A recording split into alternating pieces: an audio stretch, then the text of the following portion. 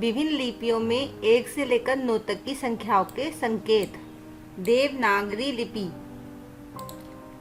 इसमें ये 1 इकाई, 2 इकाई, 3 इकाई, 4 इकाई, 5 इकाई, 6 इकाई, 7 इकाई, 8 इकाई और 9 इकाई, ये थे देवनागरी लिपि में 1 से लेकर 9 तक की संख्याएं।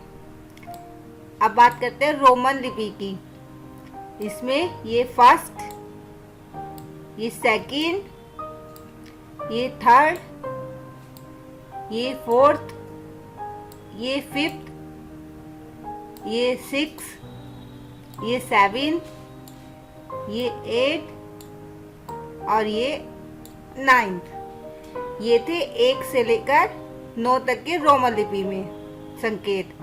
अंतर्राष्ट्रीय नंबर सिस्टम देखते हैं। इसमें ये है 1 2 3 4 5 6 7 8 9।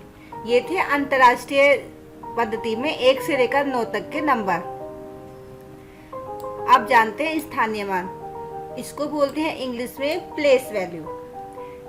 किसी संख्या में किसी अंक का वह मान जो उसके स्थान विशेष की स्थिति के अनुसार बदलता रहता है, स्थानीय मान कहलाता है।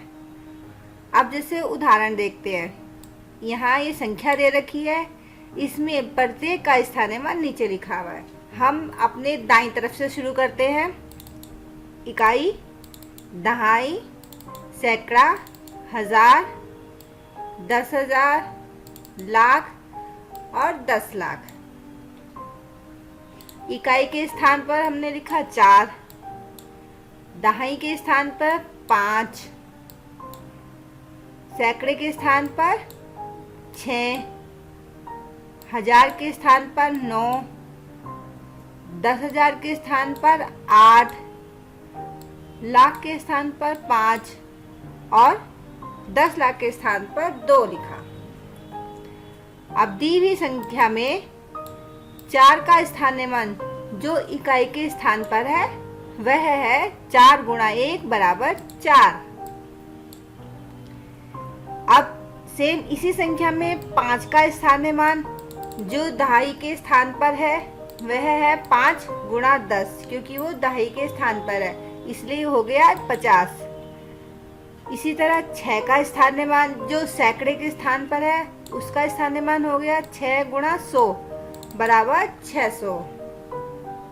अब 9 का स्थानीय मान जो हजार के स्थान पर है वह हो गया 9 गुणा 1000 बराबर 9000। उसी संख्या में 8 का स्थानीय मान जो 10,000 के स्थान पर है वह हो गया 8 गुणा 10,000 बराबर 80,000। उसी संख्या में 5 का स्थानीय मान जो लाख के स्थान पर है वह हो गया 5 गुणा 1 लाख बराबर 5 लाख।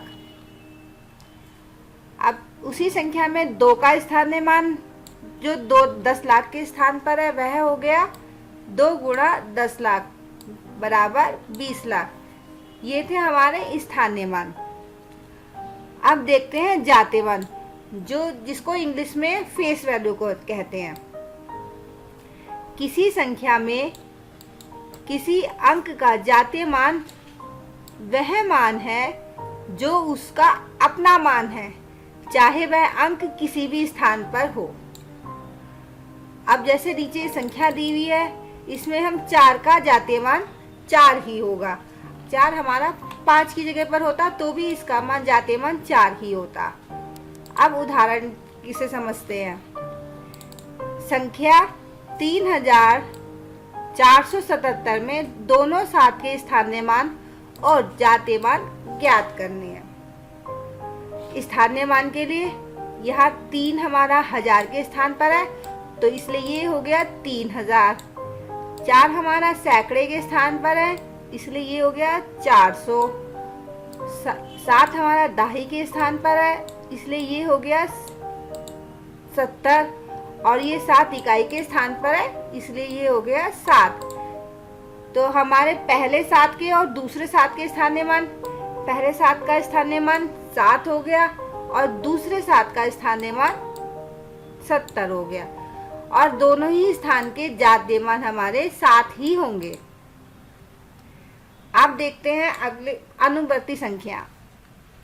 अनुवर्ती संख्याएं क्या होती है? किसी प्राकृतिक संख्या में 1 जोड़ने पर उसकी अगली यानी कि ठीक बाद वाली संख्या जो प्राप्त होती है उसे उसकी अनुवर्ती संख्या या उत्तरवर्ती संख्या भी कहते हैं। या हम यही कह सकते हैं किसी संख्या के ठीक बाद वाली संख्या उसकी अनुवर्ती अथवा उत्तरवर्ती संख्या होगी। उदाहरण से समझते हैं।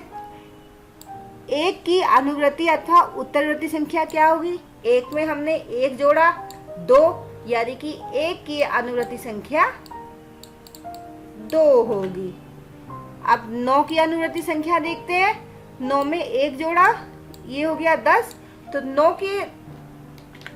की अनुवर्ती संख्या 10 होगी। इसी तरह से 38 की अनुवर्ती संख्या देखते हैं। 38 में हमने 1 जोड़ा 39 हो गया, तो 38 की अनुवर्ती संख्या 39 होगी। अब देखते हैं पूर्ववर्ती संख्या। किसी प्राकृतिक संख्या में 1 घटाने पर उसके ठीक बाद वाली संख्या होती है, उसको पूर्ववर्ती संख्या कहते हैं। या किसी संख्या के ठीक पहले वाली संख्या उसकी पूर्ववर्ती संख्या होगी। उदाहरण के लिए 5 की पूर्ववर्ती संख्या, 5 में से हमने 1 घटाया यानी कि 4, तो 5 की पूर्ववर्ती संख्या 4 होगी। इसी तरह से 9 की पूर्ववर्ती संख्या देखते हैं। 9 में से 1 घटाया 8 बचता है, तो 9 की पूर्ववर्ती संख्या 8 होगी। अब 38 की पूर्ववर्ती संख्या देखते हैं। 38 की पूर्ववर्ती संख्या 38 में से 1 घटाया बराबर 37, यानी कि 37 हुई।